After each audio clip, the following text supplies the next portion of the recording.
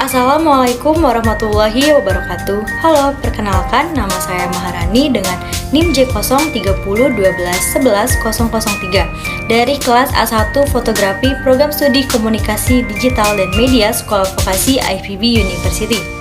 Di sini saya akan menyampaikan mengenai perkembangan pengaruh teknologi pada bidang fotografi. Seiring dengan perkembangan teknologi dan munculnya media sosial, e-commerce maupun platform lainnya, dunia fotografi pun bergeser menjadi kebutuhan primer. Dengan berkembangnya zaman, berkembang pula pengetahuan, teknik, dan alat-alat fotografi yang ada di dunia ini. Dimulai dari alat-alat fotografi yang muncul pertama kali sampai yang termutakhir. Fotografi atau fotografi berasal dari bahasa Inggris, berasal dari dua kata yaitu photos yang berarti cahaya dan graphos yang berarti tulisan, lukisan atau gambar. Jadi, fotografi adalah proses melukis atau menulis perekaman suatu gambar dengan bantuan cahaya melalui sebuah media perekam baik film, sensor digital atau lainnya. Dalam bahasa umum, fotografi merupakan suatu proses untuk menghasilkan suatu gambar atau karya foto dari berbagai objek dengan cara merekam pantulan cahaya yang mengenai objek setelah dibiaskan oleh lensa ke medium perekam yang peka cahaya, baik itu film maupun sensor digital. Jadi bisa disimpulkan bahwa tidak adanya cahaya berarti tidak ada gambar atau foto dapat diciptakan. Kemajuan teknologi pun sudah mampu menghasilkan variasi lensa kamera dengan fitur dan keunggulannya masing-masing. Bisa kita lihat, lensa pada zaman dahulu, kamera pertama yaitu kamera obscura yang diciptakan oleh Ibnu Al-Haytham yang juga disebut Al-Hazen pada tahun 965 hingga 1039 Masehi. Yang hanya bermodalkan cahaya yang masuk melalui celah di sebuah dinding dan menciptakan proyeksi gambar yang terjadi pada dinding secara terbalik. Kemudian berevolusi dari waktu ke waktu, hingga akhirnya terciptalah lensa film yang mana mulai terciptanya foto Polaroid dan sangat ramai pada masanya. Kemudian pada tahun 1969 ditemukan sensor digital CCD atau Chart Coupled Device. Penemuan ini menjadi cikal bakal keberadaan kamera DSLR di pasaran. Sampai saat ini perkembangan fotografi masih terus berlanjut. Persaingan antara perusahaan-perusahaan kamera membuat perkembangan fotografi semakin kencang untuk mencari yang terbaik. Tak hanya di produksi kamera, kini sudah mulai masuk ke era digitalisasi yang mana handphone adalah hal utama dalam keseharian masyarakat. Tak heran kompetitor handphone sedang gencar-gencarnya mengeluarkan inovasi baru untuk menjadi yang paling canggih, termasuk ke dalam hal fotografi, yaitu kamera yang sangat jernih dan kualitas yang sangat baik. Digitalisasi fotografi adalah proses perekaman suatu gambar melalui perangkat elektronik berupa kamera digital yang merekam suatu gambar melalui sensor digital berupa bit-bit data untuk file komputer dan bukan rekaman pada film fotografi.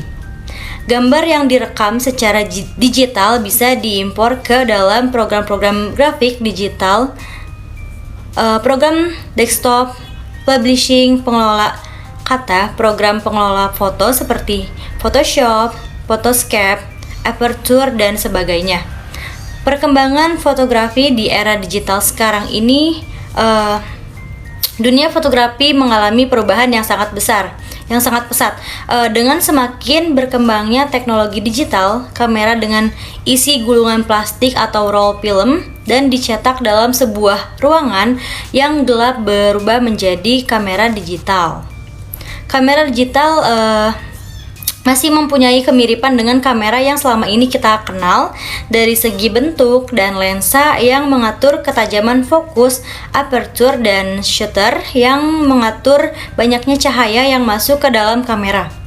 Hanya saja kamera digital tidak memakai roll film.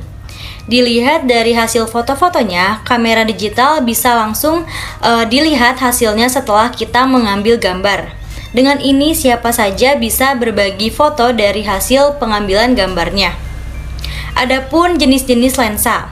Yang pertama ada lensa zoom. Dengan kata lain, lensa zoom merupakan lensa yang tidak dapat mempertahankan bidang fokus pada saat terjadi perubahan panjang fokus karena posisi bidang fokal juga ikut tergeser, sehingga diperlukan pemfokusan ulang setiap terjadi perubahan pada panjang fokus. Lalu pada lensa ini, panjang fokus dari lensa variabel tidak tunggal, tetapi dapat diubah-ubah pada rentan tertentu dari nilai minimum ke nilai maksimumnya.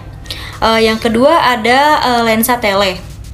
Lensa tele adalah merupakan kebalikan dari lensa wide angle. Lensa ini berfungsi mendekatkan subjek, namun akan mempersempit sudut pandang. Lensa dengan ukuran 70 mm ke atas bisa dikategorikan ke dalam lensa jenis ini. Lensa tele. Hasil gambar dari penggunaan lensa ini akan membuat pengaburan pada pandangan di sekitarnya karena sudut pandangnya yang sempit. Lensa ini lebih sering digunakan oleh para fotografer untuk mengambil gambar dari jarak jauh seperti foto landscape ataupun candid. Lalu yang selanjutnya ada lensa wide angle.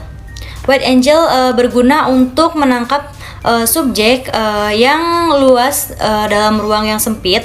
Ciri khas dari lensa ini adalah membuat subjek lebih kecil dari ukuran sebenarnya. Dengan lensa jenis ini, kita dapat memotret lebih banyak orang yang berjejer jika dibandingkan dengan lensa kit atau lensa standar. Semakin pendek jarak fokusnya, maka semakin lebar pandangannya.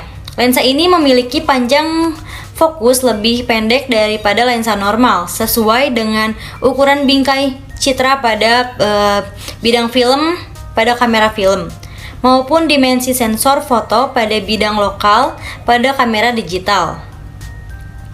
Lensa wide angle, ukuran dari lensa wide angle sendiri sangat beragam, mulai dari ukuran 17 mm, 24 mm, 28 mm, bahkan 35 mm. Yang selanjutnya ada lensa makro.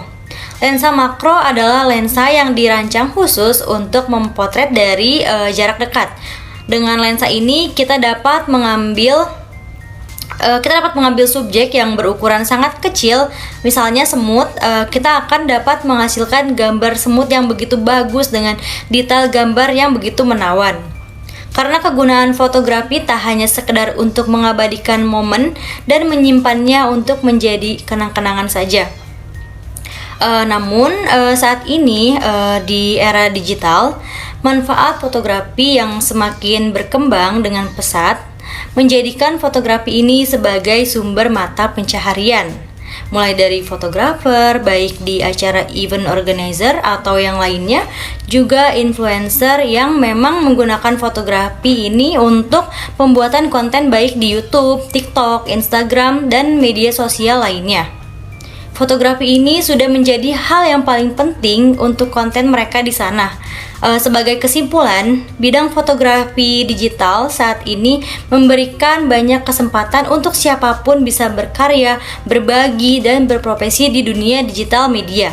Selama yang bersangkutan betul-betul menekuni ilmunya, melatih skill memotretnya, dan lebih baik lagi bila memiliki sertifikasi untuk pengakuan akan profesi atau kompetensinya. Sekian penjelasan yang bisa saya berikan, kurang lebihnya mohon maaf. Wassalamualaikum warahmatullahi wabarakatuh. Terima kasih.